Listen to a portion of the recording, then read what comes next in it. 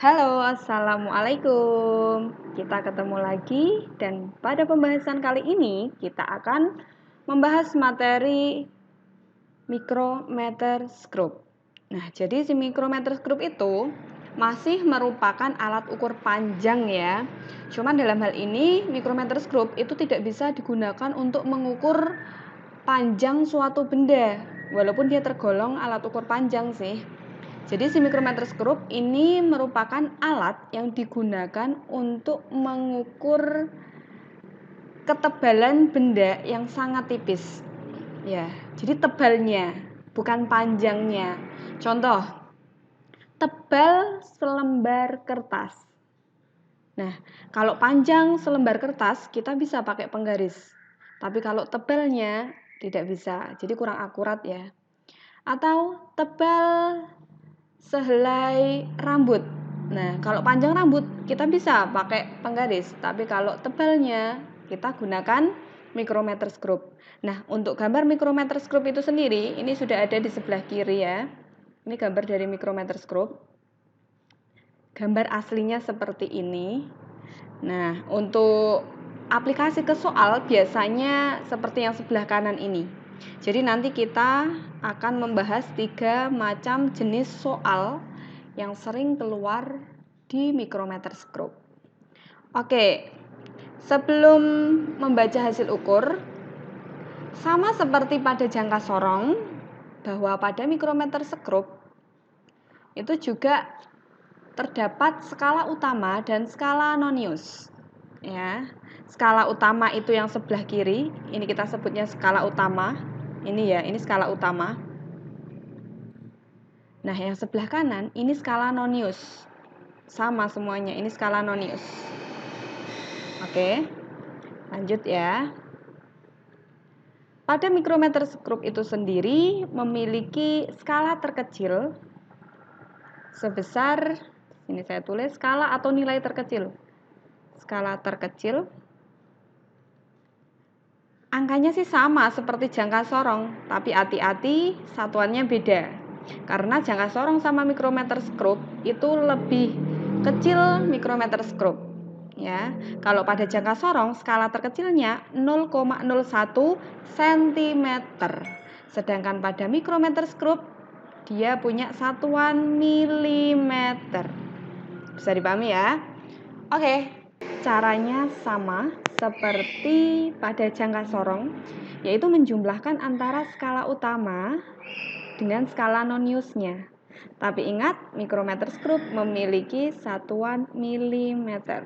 Oke. Nah, skala utama itu yang mana? Tadi di awal sudah saya jelaskan, skala utama adalah angka yang paling kiri. Jadi ini skala utama. Sedangkan yang kanan ini adalah skala nonius. Nah, skala utama yang kita gunakan berapa untuk soal nomor 1 ini? Kalian cukup lihat aja angka berapa itu di antara 0, 1, 2, 3 yang paling mendekati garis vertikal ini.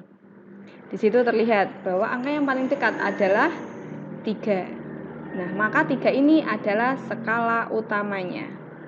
Sampai sini paham ya? Oke, lanjut. Bagaimana dengan skala nonius? Nah, untuk skala nonius itu kita lihat yang sejajar dengan garis horizontal ini. Kita tarik aja, seret sampai sini. Nah, ini di sini ini angka berapa? Kalau di sini 20, di sini 21, maka di sini 22. Oke, 22. Kita kalikan dengan skala terkecilnya yaitu 0,01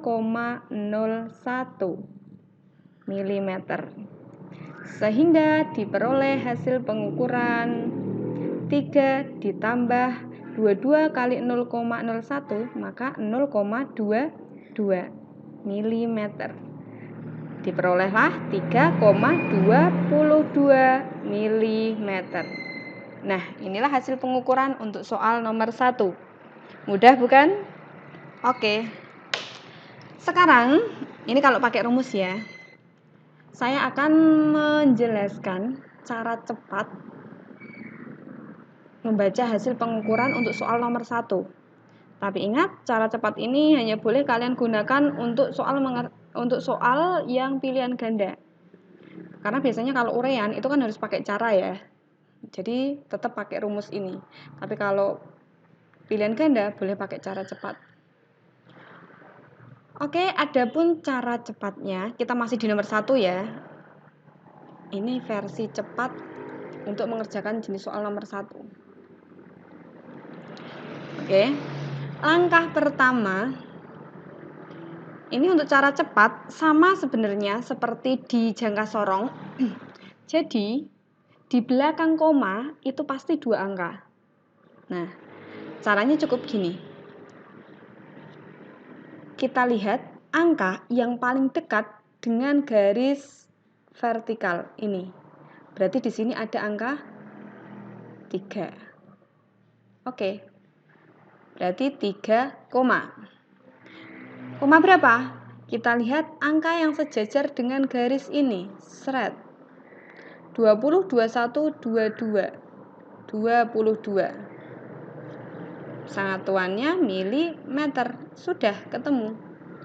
Mudah bukan? Oke, jadi cukup lihat angkanya saja. Ini kalau cara cepat. Bisa dipahami? Oke, sekarang kita lanjut ke contoh soal yang kedua. Kalau pakai rumus, caranya sama, yaitu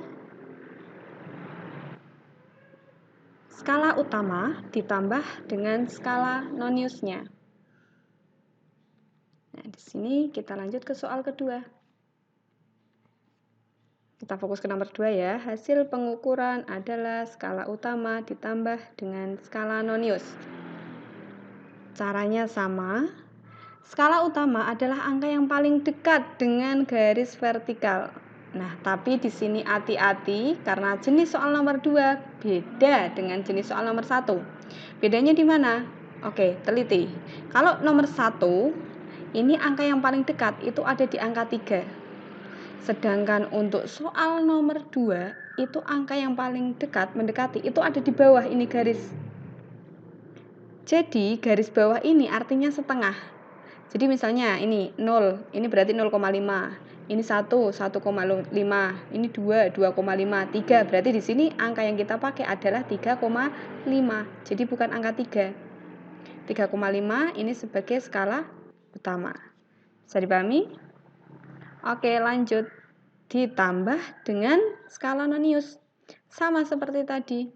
Skala nonius adalah angka yang sejajar dengan garis horizontal ini. Seret, ini kita lihat. Jadi kalau membaca hasil pengukuran itu kita ngitungnya teliti ya.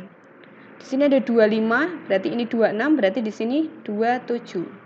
Oke, berarti ini 27 dikali dengan skala terkecilnya, yaitu 0,01 dengan satuan milimeter. Sehingga diperoleh hasil 3,5 ditambah 0,27 milimeter ya. Berapa hasilnya? Oke, berarti diperoleh 3,57 milimeter. Nah, mudah bukan? Oke. Sekarang kita lanjut ke soal yang ketiga. Ini ya, yang ketiga. Pokoknya diingat-ingat aja, di belakang koma itu harus 2 angka. Ini saya hapus. Kita kerjakan soal nomor 3.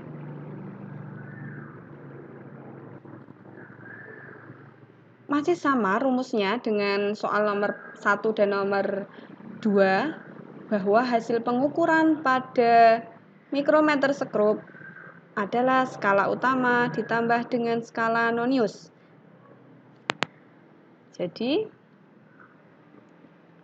sini hasil pengukurannya sama dengan skala utama ditambah dengan skala nonius ya. Skala utamanya berapa? Sama seperti tadi.